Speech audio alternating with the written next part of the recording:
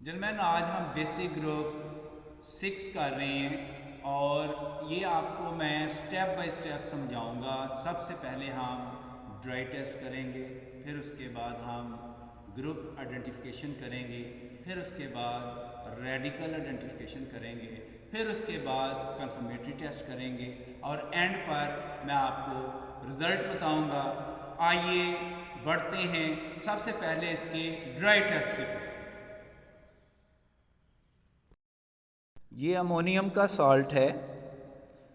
अब हम इसकी फ़िज़िकल स्टेट चेक करते हैं। ड्राई टेस्ट में पहला जो टेस्ट होता है, noted the physical state of the salt, crystal form, noted the colour of the salt, white colour, noted the smell of the salt. अब हम इसकी स्मेल नोट करते हैं तो अमोनिया लाइक स्मेल इसमें आ रही है। इसका मतलब ये हुआ कि मे बी अमोनियम। फिर हम इसका फ्लेम टेस्ट करते हैं, नो फ्लेम टेस्ट। फिर इसका फ़िल्टर ऐश टेस्ट करते हैं, नो कलर ऑफ फ़िल्टर ऐश। अब हम बढ़ते हैं ग्रुप आइडेंटिफिकेशन की तरफ। ड्राई टेस्ट के बाद अब हम बढ़ते हैं ग्रुप आइडेंटिफिकेशन के लिए। आज हम छठा ग्रुप परफॉर्म कर रहे हैं और सबसे पहले आपने पहले बेसिक ग्रुप से स्टार्ट करना है। इसके लिए हम सॉल्ट का ओरिजिनल सॉल्यूशन बना चुके हैं। हम एक टेस्ट ट्यूब में ओरिजिनल सॉल्यूशन डालते हैं और ओरिजिनल सॉल्यूशन डालने के बाद इसमें डालते हैं dilute HCl। No precipitate is formed. It means basic group first is absent. It means silver, Columbus and Mercurus are absent. इसको बेटा आपने ज़ाया नहीं करना। इसमें अभी हम ग्रुप सेकंड के लिए डालेंगे H2S गैस और देखते हैं क्या बनता है। No precipitate is formed. It means second basic group is also absent. It means cadmium, copper, mercuric, plumbic, bismuth, stannous, arsenic, all are absent. पहले दो ग्रुप एब्सेंट हो चुके हैं। अब हम बढ़ रहे हैं थर्ड बेसिक ग्रुप के लिए। इस टेस्ट ट्यूब में हमने ओरिजिनल सॉल्यूशन बनाया हुआ है। 1 ग्राम सॉलिड अमोनियम क्लोराइड हमने डालकर इसको बॉयल किया, कूल किया। कूल करने के बाद अब हम इसमें डालते हैं अमोनियम हाइड्रोक्साइड और देखते हैं क्या होता है। अमोनियम हाइड्रोक्साइड डाला तो इससे हमें पता चला कि no precipitate is form. It means ferrous, ferric, chromium, aluminium are absent. बढ़ रहे हैं चौथे बेसिक ग्रुप के लिए। इसमें हमने पहले 3 ग्रुप्स को एब्सेंट कर लिया है।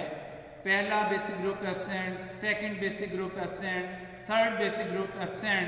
अब इसमें हमने original solution plus ammonium chloride, boil, cool plus ammonium hydroxide डाला हुआ है। अब हम ग्रुप 4 के लिए बढ़ रहे हैं। तो इसके लिए हमने क्या करना है, ग्रुप 4 और 5 के लिए जब आप बढ़ते हैं तो जब आप तीसरा ग्रुप आपका एब्सेंट हो चुका है तो आप इसके 2 पार्ट्स कर लें। आप 2 हिस्सों में इस सॉल्यूशन को डिवाइड कर लें और एक में आप डालें H2S गैस। तो इससे हमें पता चलेगा कि 4th बेसिक ग्रुप प्रेजेंट है या नहीं। इसमें हमने पहले से original solution plus ammonium chloride plus boil, cool plus ammonium hydroxide डाला हुआ है। अब हम डालेंगे H2S गैस।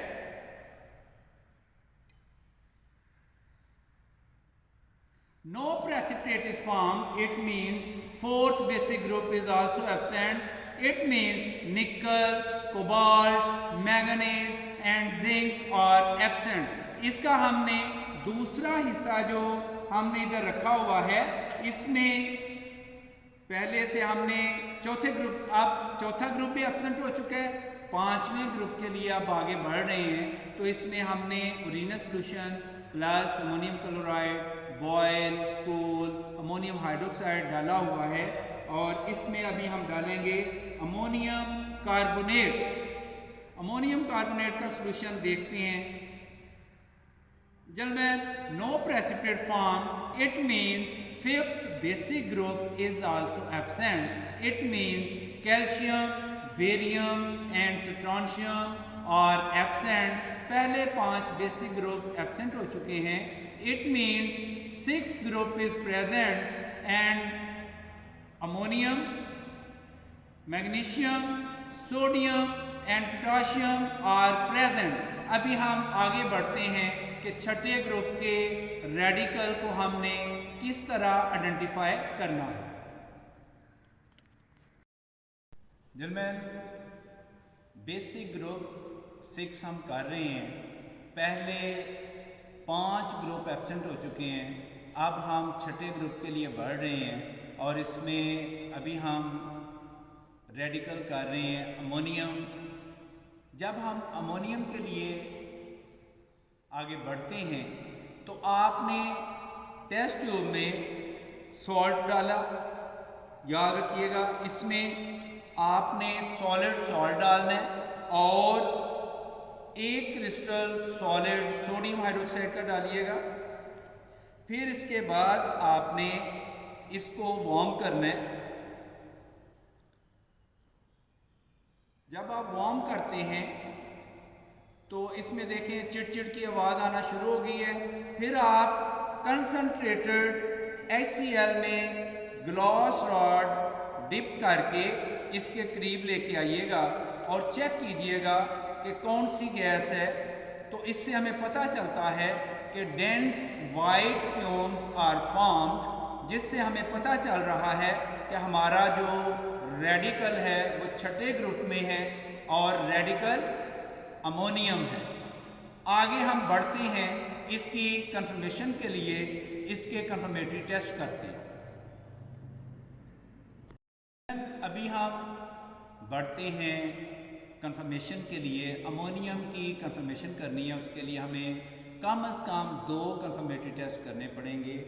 स्टॉक सॉल्यूशन हमने अमोनियम का बना लिया है, इसको हम 2 हिस्सों में डिवाइड करेंगे और इसके 2 कंफर्मेटरी टेस्ट करेंगे।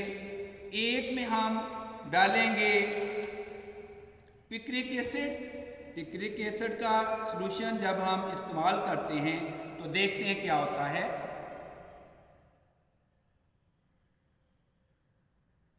जल्द गौर कीजिएगा, येलो नीडल लाइक प्रेसिपिटेट और फॉर्म, इससे हमें पता चला कि हमारा जो रेडिकल है वो अमोनियम है।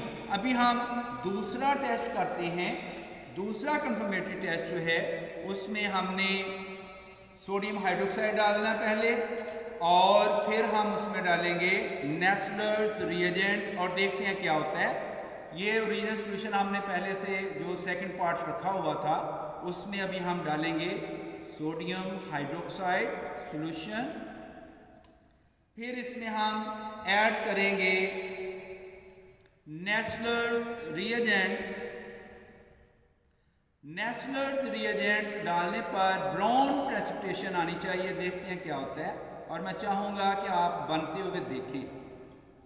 जल्द गौर से देखें, ब्राउन प्रेसिपिटेट और फॉर्म, इससे हमें पता चला कि हमारा जो रेडिकल है वो छठे ग्रुप में कंफर्म हो चुका है, वो अमोनियम है। एंड पे आपने रिजल्ट लिखना है, the given salt contains basic radical ammonium. पहले आपने अमोनियम का नाम लिखना है, स्पेलिंग लिखनी है, ब्रैकेट में NH4 उसका सिंबल, फिर उसकी वैलेंसी +1। जल्द उम्मीद है आपको समझ आ चुकी होगी। दुआओं में याद रखिएगा। अल्लाह हाफ़िज़।